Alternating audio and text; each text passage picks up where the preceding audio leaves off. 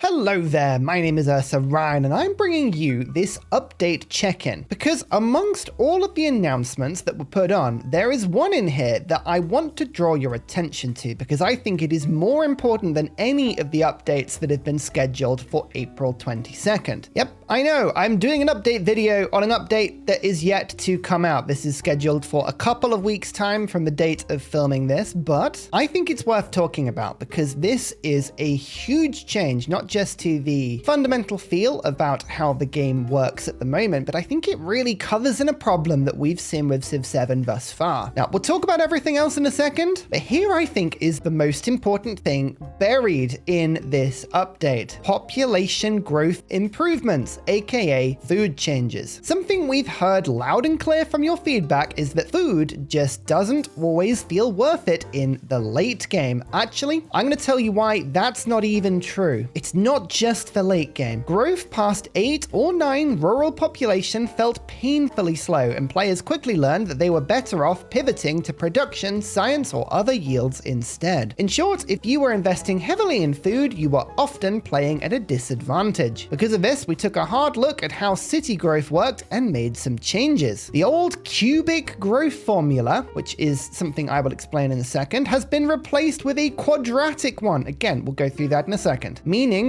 no more growth wall. Population growth now scales much more smoothly across your campaign and even deep into later ages. And growing beyond 8 or 9 rural population is now very achievable. Doing so won't take hundreds of turns. This is especially good news for food-focused civs and leaders, patch acuity, yeah, I mean, obviously, who will feel much stronger than they did at launch. If you've been holding back on food-heavy strategies, we encourage you to give them another try. And one more side benefit, AI opponents should now be much better at developing their empire. Maybe worth turning difficulty down a notch? Well, okay, we'll talk about that in a second because I think that is an interesting point. But what are we talking about with food changes and why is this such an important change? I and a lot of other Civ 7 players have been complaining mercilessly about the way that food works in Civ 7 because of a cubic growth formula. What do we mean by that? Well, Reddit can come to our help. This was a post that was put up about a month ago, and as you can see, this is a very simplistic take on the amount of food you need to gain a population in Civ 6 and 5 and Civ 7. We also have a handy little graph. Civ 5 and 6 operated on a quadratic formula, aka the amount of food you needed to get from one pop to the next, so 15 to 24 to 34 to 44, it not only grew, but it also accelerated as it grew, slowly. So you can see the difference between one pop and two pop is 9 extra food on top of the 15 you already needed. But as we get down to 20 and 21, you need 14 extra food on top of the 250. So it's not a linear growth, it's quadratic, but it gains slowly enough that it feels quite smooth. This means that you needed gradually more and more food to get to one population to another. If you had a city sat on 20 population, it needed much more food to grow than if it was on 10 population, but not that much more per pop. Civ 7 works on a cubic formula, aka this starts to multiply exponentially as it goes up. Now,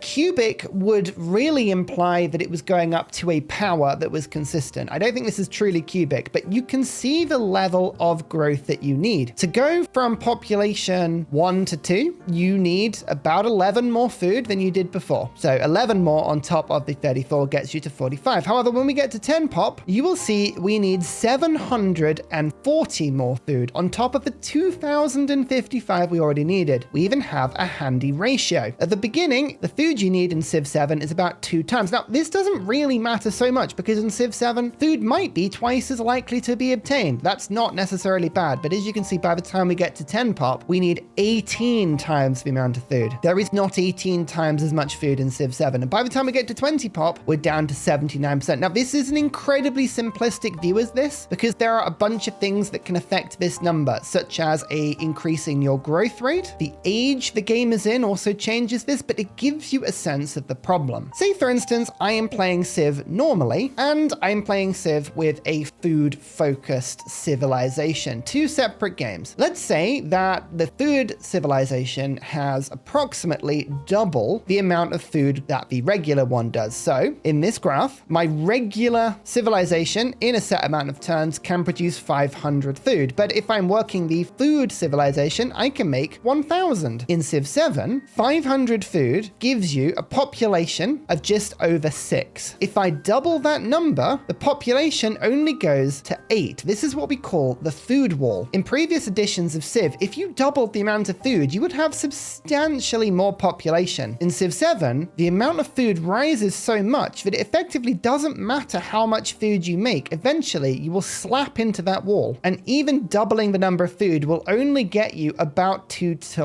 more population. Let's have a look at this again. If I had 1,000 food in a set amount of turns, I would hit 8 population. If I doubled that to 2,000, I'd barely hit 10. So you're telling me a civilization that has twice as much food only gains 1 and a bit population more than a normal civilization. What's the point in getting food? There is no point. It doesn't make any sense. Quick spoilers, I'm going to show you my recent Ashoka Renouncer game in exploration. If you haven't seen that series yet, you've been warned. So we're currently playing as Inca in this game, right at the end of exploration. Inca are all about food. The whole point of Inca is about getting food. We have extra food from cards, and we have the terrace farm, which is a literal food machine. Look at Is This Live? There are so many of these in this city. However, it doesn't matter if I'm making 11 food per turn. I mean, all of these combined are 44 food, which is a large amount. And I've got all of the cities around me pumping food in here, but I need 2,252 food to gain just my 13th tile. I mean, this is ridiculous. If I had half of the amount of food, this city would only be on population 31, not 33. What's the difference between 31 and 33? Nothing. Jammin is exactly the same. Look, it's population 37 compared to 33, and it actually needs the same food per turn because these are all extra urban populations. I've just built more buildings here. That is the only difference. That is the literal only difference. The cities have not been able to grow past the same population point, no matter how much food I have in. This city is only being fed in by 1 settlement, and it only has 2 terrace farms, as opposed to being fed in by 2 settlements with 4, and they're on the same population. In towns, it's even more apparent. I mean, look at this town. We have 10 population. If I was to just let this grow, you could see it would take 13 turns to make the 11th population. That doesn't sound too bad. But afterwards, it would take about 25 turns, and after that, it would take about 50 turns. You see the problem? After a certain point, towns just become worth specializing. There is no point in keeping them open, which brings us the food problem. Any civilization that is focused on food, or any leader that is focused on food, is therefore underpowered. Now, shout out to generalistgaming, the wonderful Victoria 3 YouTuber, who actually put the time and effort into making this really apparent in a Civ 7 spreadsheet. Again, you can find linked on Reddit. You can see here that the amount of food that you need to get per population in Antiquity, Exploration, and Modern is different. For instance, if I wanted the 10th population in Antiquity, I need 1,466 food. In Exploration, it's only 929. In Modern, it's 757. It's much easier to get population in the Modern Age than it is in Antiquity. But this is the whole problem. If I want to go from population 14 to 15, I need 6,000 food. 6,000 food. If every single population in this settlement was earning me 3 food each, which in Antiquity is not a bad ratio, it would take me 140 turns to make it. You've doubled that amount because you're playing a food specialist? Brilliant. That's only 70 turns, not 140. That's only most of the age. You can see growth relative to Civ 5 and 6. This is a very complicated spreadsheet. Way too much work has been put into this. I love it, but you can really see it here. By the 6th population, it becomes harder in Civ 7 to make population. And by the time you get down to here, it's 10 times harder, and then up to 20 times harder. It's ridiculous. What this essentially means is that there is no point in food. It's better to make sure your population, or your limited population, I use limited in the very inverted little fingers here because you're still going to have the same amount of population no matter what you do. It makes sense to make your population do more. So civilizations like Confucius or Charlemagne, who give you more yields per specialist, or who generally make your citizens work harder with percentage bonuses, like Hamiko giving you percentages on science or culture, those leaders will do much better than leaders who produce food, because there's no point loading in on food. What am I going to get? 1 or 2 more specialists in this city? Great. Confucius's specialists just do more, so I have no yields. Ashoka's not exactly a perfect example because his happiness bonus is also really good, but Inca suffer from this massively. So do other food-based civs. Russia has a little bit of a problem with it. Other civs like Shawnee, Mississippi to an extent. Civs that work in food as fixed yields rather than percentages really suffer from this. What will this look like then? Well, this change is really, really interesting. If the growth is much, much smoother, it means that suddenly if you double the amount of food, you won't quite get double the amount of population, but you might get substantially more population. The difference between, for instance, a 20 and a 22 population city will now become a difference between a 20 and say a 33, 34 population city. That's a lot of extra pop. That's gonna open and throw out the rulebook on the balance of civs and leaders. Some people who then focus on growth, like Confucius, like Pachacuti, like Ashoka World Renouncer, are suddenly going to become much more powerful because food will actually do something late into the game. Think about Civ 5 and Civ 6. The entire meta of Civ 5 is population, population, population, because you have all kinds of buildings that give you science per pop, like libraries and public schools. The more science you have in the city is majorly determined by the population, and Civ 6 is exactly the same. If you have a 50 population city, it is better than a 25 population city because you have more districts, you have more things that give you yields per citizen. Just think of Yonglei and how powerful he was for this exact reason. Civ 7 has not done this so far. If you read this update and this change wasn't the most apparently important to you, I feel you've missed it. This is a huge, huge change. And actually, we're exploring this last point. AI opponents must be better at developing their empire. This might actually end up being true. The AI has huge rewards, especially on deity difficulty, but in all difficulties above the regular ones, in yields such as gold and production and science and culture. If they have more population, because the game is more forgiving and they get more pop, their yields will be much, much bigger. The AI will do a lot better. I don't necessarily think that you're going to have to turn the difficulty down, because if they've got more pop, you've also got more pop. So you're both scaling at the same sort of ratio of pace. Sure, they have bonuses on you, but if you've got more stuff to work with, you should be able to keep up with them.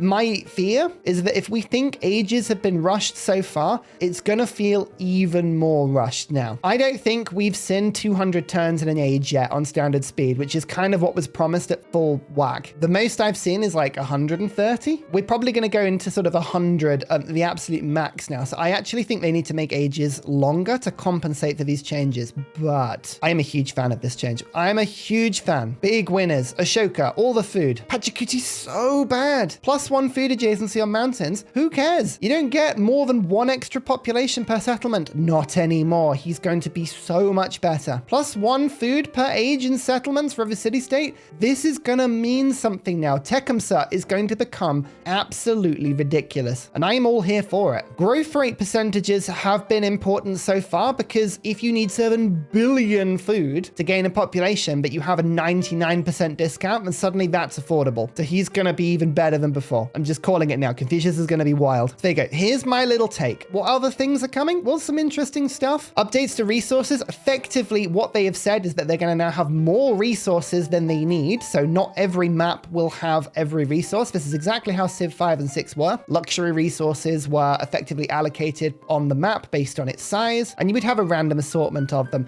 They say they're going to have hemisphere identity, so some resources are going to be North Hemisphere and some will be South Hemisphere. Fine, that's cool. Having different resources in every game, yeah, sure. I like the sort of variety. I think that's going to be helpful, but realistically, this is going to be a minor change. I do like the fact that treasure resources will actually do something now apart from just generating treasure. That's going to be fun. Some older resources like horses and furs will now be considered treasures. Yeah, again, I don't mind them rebalancing this. I think some maps can have an absolute lack of treasure. More treasure is good. Generally, I think those changes are good. One More Turn is finally back. Huzzah! Only in modern age. They're looking to bring it into antiquity and exploration, but this does mean, selfishly as a YouTuber, I can press the One More Turn button and I can actually do a bit of a debrief of my game without having to reload an old save file. So I think this is a massive, massive win. The entire franchise was basically built on the fact that you play one more turn, and they didn't have one more turn. So this is really good. feels like a simple way. I also think it's going to be interesting because they're going to have to relook how the victory conditions and the age progress works to make this happen. And I think all the changes around this are going to be really good. Multiplayer coming in with teams, brilliant. I think that's something that should have been in the game, and I'm looking forward to seeing that. YouTuber teams,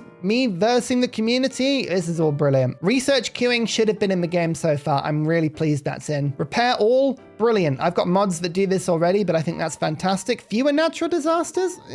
Well, okay, fine. If they're going to make the light settings fine. But you know what would help? A slider. Don't just give us light, moderate, and heavy and then have to tweak them. Give us 1 to 100 and let us decide, you know? Just give us a slider. It'd be so much easier. Coastal erosion? Yeah, great. I like the idea of maps being cooler, but give us a slider. Let us decide on this. Even Civ 6 allowed us to effectively change how high or low the waterline was. Why can't we do that? UI polish, bug fixes, the introduction of Poland. Every time. Quality of life improvements. Yeah, all of this stuff is really good. I think this is stuff that should be fine. Stuff that isn't being brought in, really, really interesting. Again, the stuff that's being kicked down the line over and over and over. No auto explore. It's not that hard. I know you're getting yourselves worked up, but just, for instance, units that don't have explore, like scouts or the search function, maybe like boats or cavalry, they can just wander around. You don't need to worry about those. Put something in for those. Additional advanced games. This should have been in at the beginning. New map types and sizes. Good. Again, same thing. And Steam Workshop support. Thank goodness the mods, if you haven't seen my last video about mods, go and watch that because there are fantastic programs that you can get that do mods for you now on PC. But this should have been in. Come on. And the Right to Rule collection being delayed so that they can prioritize improvements to the core game. Brilliant. Absolutely exceptional. They should have done that. I really wish they would have delayed the first DLC for exactly the same reason, but here they are. They had already tied themselves into that. I'm really glad they're now delaying the second one. Oh, lots of changes. But none of it matters. This is fundamentally going to change how the game feels. Population growth improvements. You mark my words, this will be the biggest change in the mechanic that we have seen so far. This is going to revolutionize how Civ 7 feels. If you don't like Civ 7 because you don't like how much it doesn't feel like Civ 5 and Civ 6, this is going to make a huge change for you. I'm just calling it now. Anyway, hope that was interesting. If you like these sort of update videos, let me know in the comments. Any takes, any thoughts you've had that you think I've missed, let me know in the comments. I'll have a little chat, and make sure you pop along to Discord. There are 21,500 people in Discord. Are you one of those? No? Come along, chat about Civ 7. We gossip about it all the time. It's big on this channel, don't you know? Anyway, see you all next time. Goodbye.